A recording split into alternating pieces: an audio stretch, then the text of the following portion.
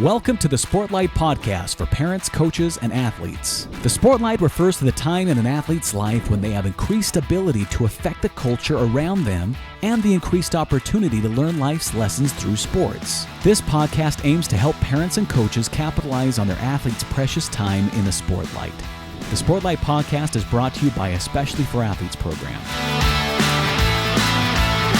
Hello, everybody. Welcome to the Sportlight podcast. We're excited for this week's discussion. This week, Dustin had a conversation with Shad Lewis. Some of you may not know who Shad Lewis is, but Shad Lewis was a walk-on at BYU, where he was an All-American tight end and an all-WAC performer. He then was an undrafted free agent that made the Philadelphia Eagles squad and had played for the Rams and then came back to the Eagles. He was a three-time Pro Bowler and an All-Pro. Shad currently serves as the Associate Athletic Director of BYU. But more than all of that, Shad's a great person who's a great example of someone who uses the Sportlight to help those around them. He has written a book, Surround Yourself with Greatness, and he is currently writing another book that he talks about in this podcast, along with the principles that he believes in deeply. So here's the podcast and Dustin and Shad's discussion. Enjoy. All right. So Shad, thank you for meeting with me today. I want to start off by asking you to tell us a little bit about your book that's been published and the book that you're working on, because I'm really looking forward to reading it. That's cool. You'll be a part of the second one. First book is titled Surround Yourself with Greatness. That message is important to me because I realized I personally can't get where I need to go without being around people, great movies, great music, great books. So if I can build a pile of greatness around me, it's going to take me with it in some capacity. And that was the message I felt like I needed to share. And so I put it on paper. I think everyone should write a book. It's an incredible process, not easy, but well worth it.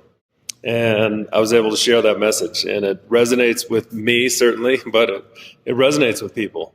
The importance of surrounding ourselves with good stuff, great stuff. And the opposite is true. If you surround yourself with skunk, you're going to stink. And so there's in some place in there's a conscious decision where you need to figure it out. This is who I want to hang out with. This is what I want to surround myself with. And when you make that conscious decision, doors open. The second book is titled The Power of the Jersey, how we all have influence with each other. And that influence is really a two-edged sword of power. It can cut for good or bad. And so, I liken it to a football player at a high school who, if he understands that power and that influence, he can do a ton of good. He can lift people's lives. He can help them smile.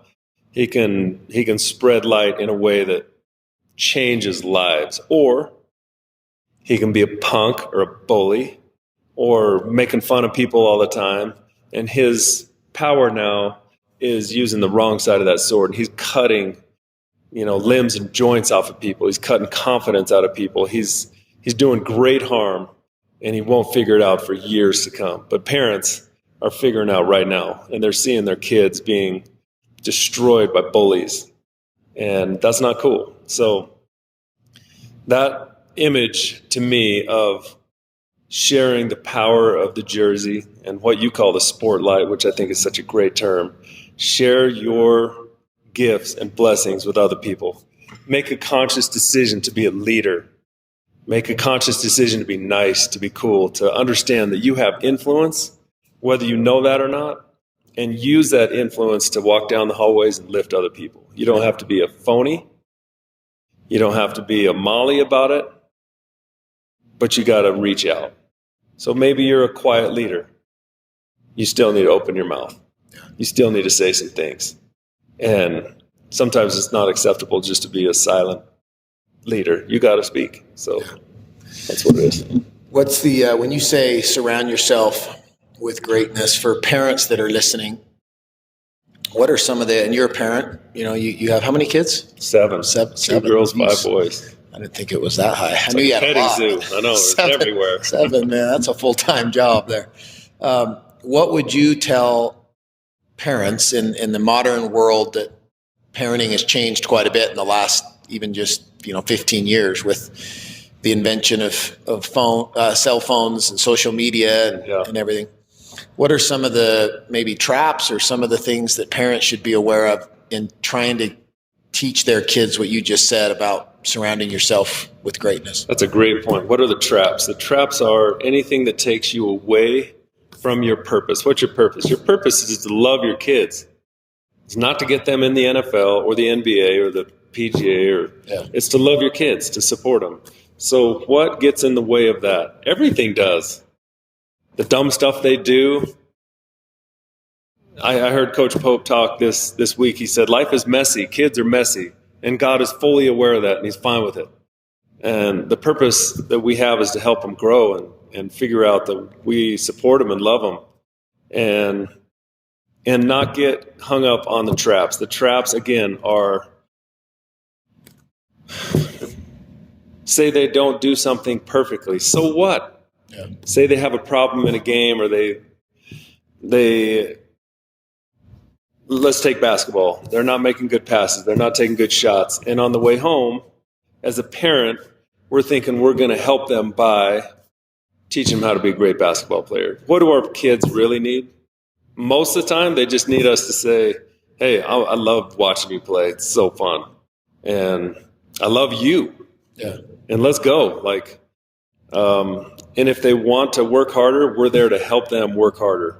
And sometimes we're there to point out how, hey, you could probably do this better. But that car ride home doesn't need to be, you're not their coach again. They've already listened to their coach for the last hour. And they're well aware of their own shortcomings. They see it in comparison to their peers. So if we're just drilling them all the time, they don't want to be around their parents. Yeah. I know you had a real tight relationship with your dad growing up, and you obviously made it to the highest level, being an NFL tight end and a Pro Bowl tight end with the Eagles. How was your mom and dad in that? What are some of the experiences maybe that you had or lessons you learned from your parents? I was an anomaly in that regard because my parents were not into sports necessarily. My dad wanted to go hiking, and he started the Lewis plan when we were little. He would take off whatever time required as a doctor to be our scoutmaster and go hiking and do stuff as a family and with the scout troop. But then we started one by one playing competition sports, football, basketball, everything. And he was super supportive, even though he didn't really understand it or, he wasn't a sporto dude. So for me to actually make it to the NFL, it was nuts. I didn't have a dad driving me. I was thinking back to 7th grade football. I wanted to play football. So I went and signed up with my buddies, My dad wasn't saying, hey, you need to sign up. This is the coach. This is who we need to talk to. This is what we got to do. It was me and my buddies. My parents were kind enough to pay my fees, and they came and supported me like crazy. That was the best thing I could ever ask for. That carried over to post-mission. I walked onto the BYU football team. They were very supportive. And then I made it in the pros as an unrestricted, free agent. I was not drafted. Again, they were very supportive. Through the injuries, I got, injured and cut, picked up by the Rams. I got cut, went back to the Eagles. I played for 9 years, and my parents were totally supportive the whole time. So I lucked out. I wasn't burned out in sports because I didn't have a dad driving me to the point of exhaustion. I had a dad who loved the heck out of me. It was more than sport. And my mom was the same way. I could not have had a better support network from my own parents. And the drive to play was within me. I really wanted to play. And then as I got older, especially after my mission, I was a different person. I was a better player. I wasn't afraid of the work. I knew the work ethic required, and I embraced it. I went after it. I had this vision of how I could do anything if I put my everything to it.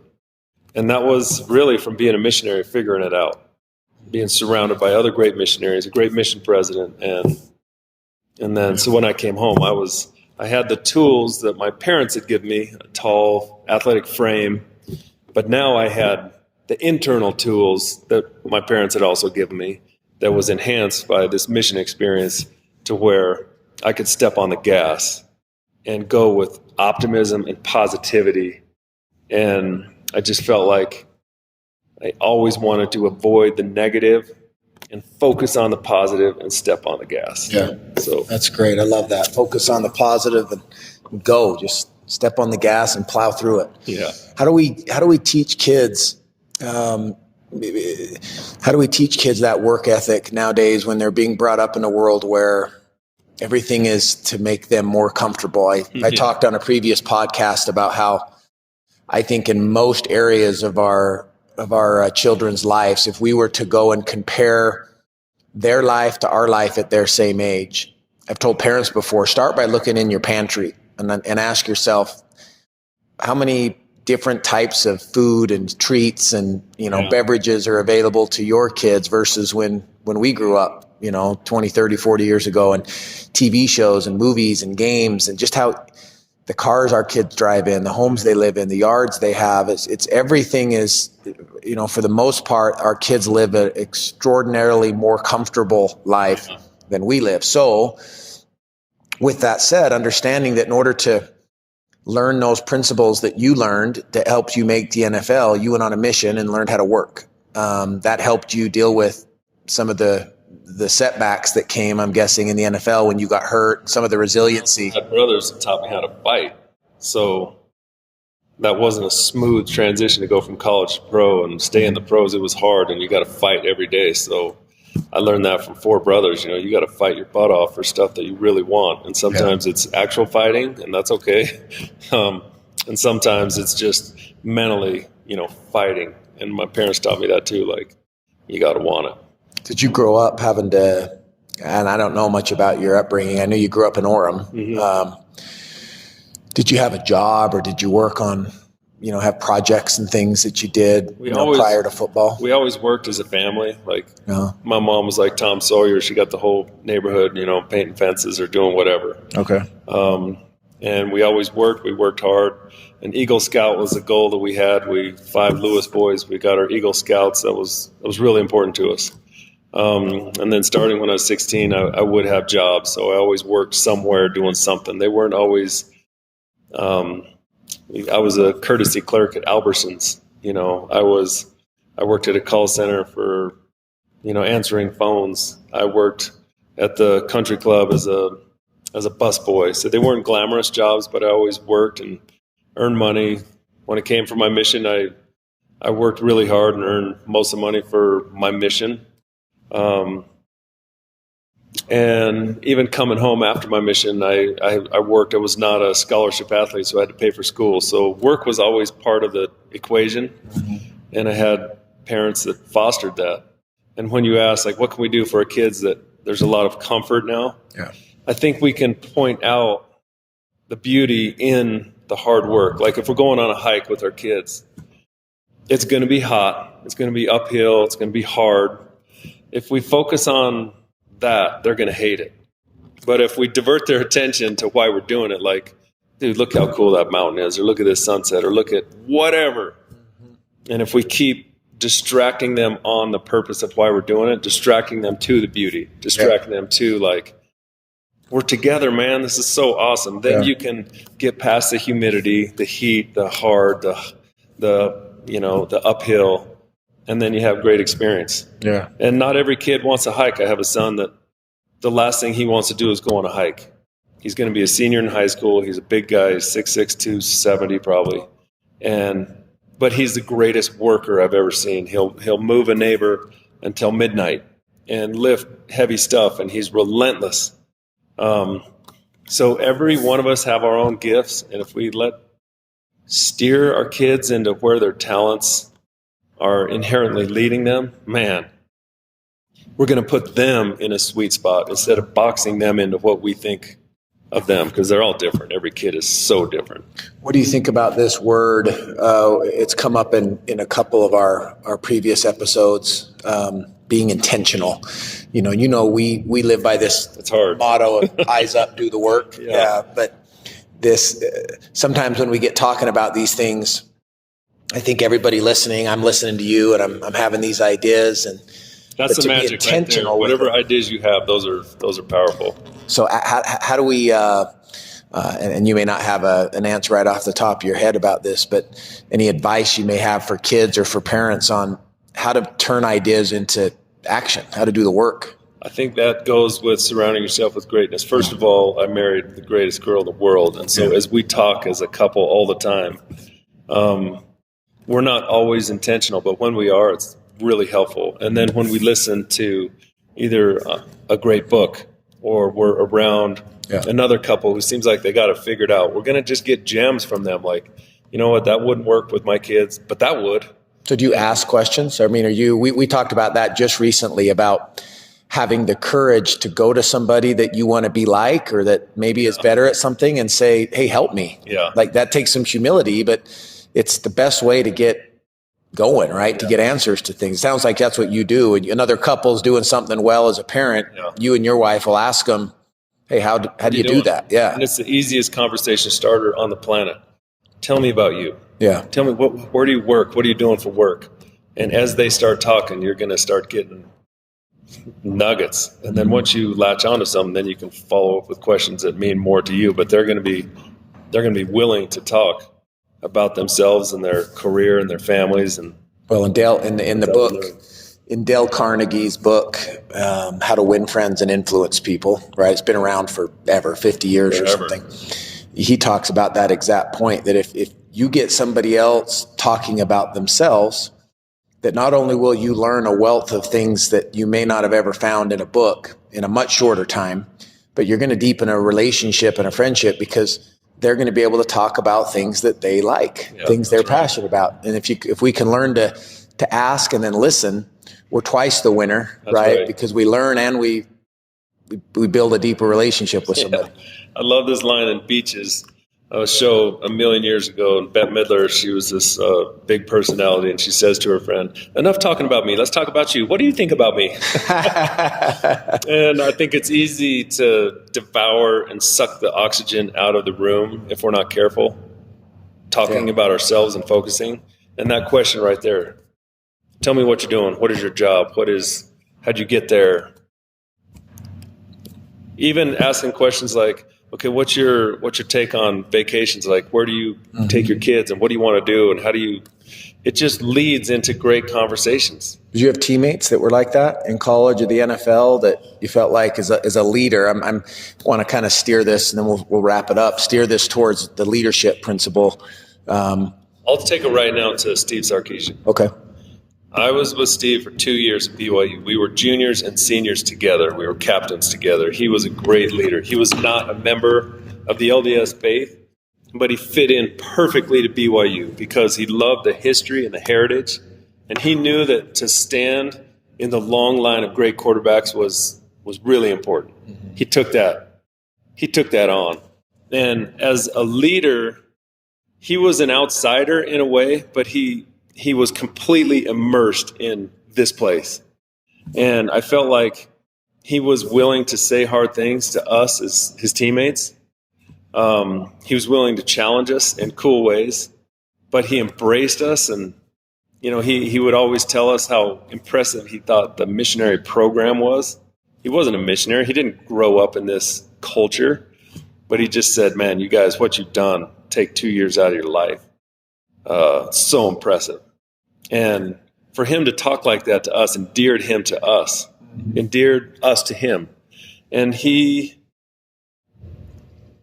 on the field, he had skills. He could see football before it happened. That's what makes him a great coach. And it's manifest through his coaching life. He's really good. As a quarterback, he had that gift. He could see defenses. But he also had the toughness of a leader to say what he had to say when he had to say it without fear of being too cute or he didn't care at some level. And he was himself. He was genuine. I could talk about him all day, but as a leader, I thought he was perfect for us, for our team. And that 1996 BYU football team was a really super talented team. We had one loss. And he was a real reason for it. I mean, we were talented across the board. We had great competition at every position. But that dude was awesome.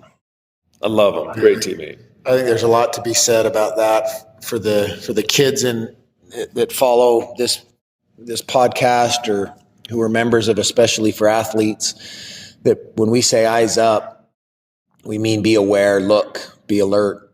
When we say do the work, we mean take those things that you see that need fixing or that come to mind, ideas, thoughts that come to you and do something with it. And I think to your point about Steve, as a leader on your own high school or college team, to be able to step out of your comfort zone a little bit as a leader and get to know other people really at their core. If they like to farm, then talk to them about farming. If they're a cowboy, then talk to them about, Don't be afraid to go to their farm. Yeah, get to know them and live their life for a little bit. It's only going to help you better understand them, build a relationship, and you're probably going to end up learning some things that's the greatest thing about sports, in my opinion, is you get a chance to be around a bunch of people from different backgrounds, they were all brought up differently, and you come together with a common goal. And if you take advantage of that opportunity to get to know each other at a deeper level than just, hey, I play this position and you play that position, but as a person, as a human, that's the beauty of sports and team. And hopefully a coach can stir the drink just in the right way to get people coming together and supporting the kids, and the kids can work hard enough that coach now has some confidence to say, okay, we're going to do something sweet. It's a cool combination. It can be challenging, but it can be the greatest thing ever, especially for kids in high school. Like what a magical time. Yeah. Well, I appreciate you taking a minute with us. I know you're busy, so thanks. I love what you do, and this is why. You're building confidence. Kids are able to build confidence the right way. You're talking about great principles. And because you're willing to talk about great principles, their own minds are starting to ignite. And they're thinking about, what do I want to do with my life? How do I want to go through high school? And they're realizing, because of you, I believe, they're realizing that it's in their own hands. Like, this is their decision. This is their life. You only go through one time. Yeah. And if you can inspire them, which I think you are with what you're doing personally and other people you bring into the cause, if they can be inspired, just one thing, it's just like popcorn. It starts popping for them. Their minds come alive, and you're helping people become leaders who before were content just to do their own thing. Yeah. So keep it up, man. Do not stop. I appreciate it. I don't care how tired you get. Okay. I don't care how little you make. This is one of the gifts that you have and one of the callings in life that you've revealed for yourself. Keep doing it until you don't want to do it anymore. But right now, you're in a real sweet spot. Keep ripping it. Thanks, brother. Appreciate you, man. Thank you so much for joining the Sportlight podcast. We're grateful for Chad Lewis that he would join Dustin and have that conversation. We're grateful for the wonderful principles that he taught. If you'd be interested in picking up Chad Lewis's book, see the link below. We hope that you'll subscribe to the podcast and share it with your friends and go back and listen to our previous episodes. Thank you so much. Eyes up. Do the work. This has been the Sportlight podcast from Especially for Athletes, sponsored by Coca-Cola. You can learn more about Especially for Athletes by visiting the website at especiallyforathletes.org. You can also learn more about the book, The Sportlight, by Shad and Dustin Smith at especiallyforathletes.org/book.